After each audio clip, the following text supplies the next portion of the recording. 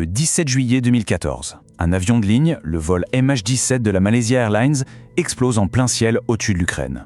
À bord, 298 personnes.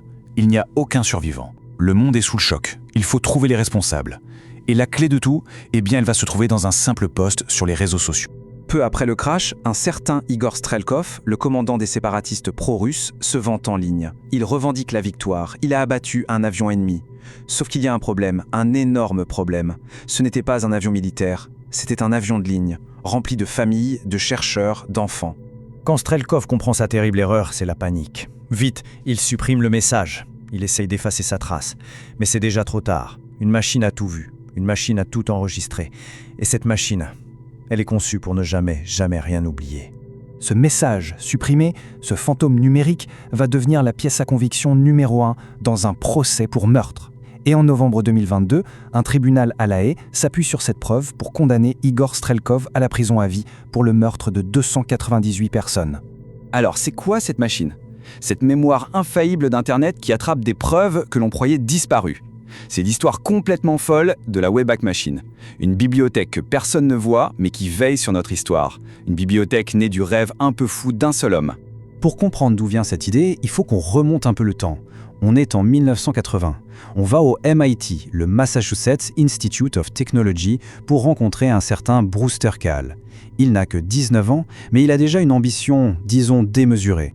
Son parcours, c'est une succession de paris un peu dingues.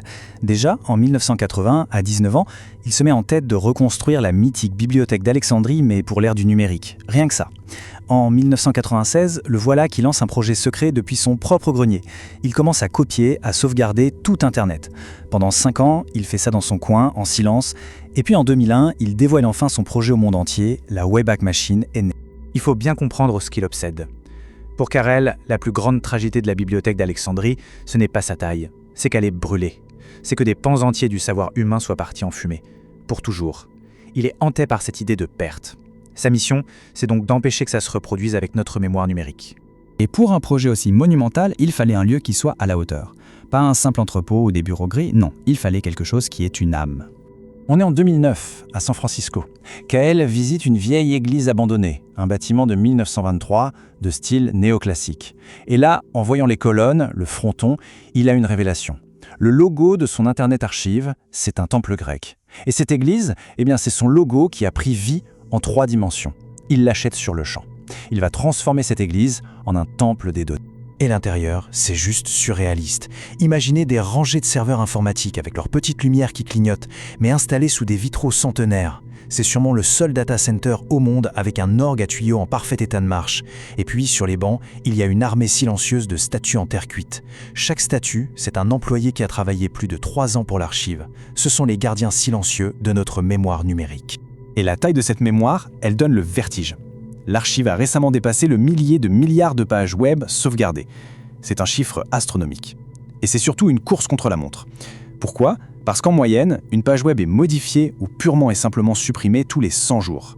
Sans l'archive, des pans entiers du web disparaîtraient dans l'oubli. Mais voilà, quand on se donne pour mission de tout garder, de ne rien oublier, on ne se fait pas que des amis, forcément. L'Internet Archive est, en fait, constamment en guerre. La première grande bataille, c'est celle des livres. Pendant la pandémie, l'archive lance une bibliothèque d'urgence pour donner accès à des millions de livres numérisés. Mauvaise idée selon 4 des plus grands éditeurs du monde qui l'attaquent en justice pour violation massive de copyright. L'archive se défend en disant qu'elle ne fait que prêter les livres qu'elle possède, comme n'importe quelle bibliothèque, mais elle perd le procès. Résultat, elle doit retirer 500 000 livres et payer une somme qui reste secrète, mais qui se chiffre en millions de dollars. Et comme si la guerre juridique ne suffisait pas, il y a eu l'attaque directe. En 2024, c'est le cauchemar. D'abord, une fuite de données massive. Les infos de 31 millions d'utilisateurs se retrouvent dans la nature. Juste après, une attaque par déni de service paralyse tout le site pendant des heures. Et quelques jours plus tard, les pirates reviennent et publient des milliers de messages privés. À ce moment-là, la survie même de l'archive est en jeu. Mais malgré les procès, malgré les cyberattaques, l'archive tient bon. Elle continue sa mission. Et au fil des ans, ces opérations de sauvetage sont devenues légendaires. Par exemple, quand Yahoo a décidé de fermer GeoCities, c'était un peu l'âge de pierre d'Internet, l'archive a sauvé 38 millions de pages de la destruction. Ou encore, quand MySpace a annoncé avoir perdu 10 ans de musique indépendante, c'est l'archive qui a pu en retrouver et restaurer près d'1 demi-million de morceaux. Et surtout, comme on l'a vu avec l'affaire du vol MH17, son travail est devenu une source essentielle pour la justice. Et derrière tout ça, il y a toujours cet homme, Brewster Kahle. Il est devenu millionnaire en vendant ses premières entreprises et il a tout réinvesti dans son archive. Aujourd'hui, elle fonctionne avec un budget de 75 millions de dollars par an. Lui ne se verse presque pas de salaire et on raconte qu'il se balade souvent pieds nus dans son église data center. Sa seule motivation, c'est ça, garantir un accès universel à toute la connaissance. Finalement, l'histoire de l'Internet Archive, c'est un triomphe incroyable. Le rêve d'un homme qui est devenu la mémoire du monde. Mais c'est aussi un avertissement. Sa force, c'est aussi sa faiblesse. Tout est centralisé.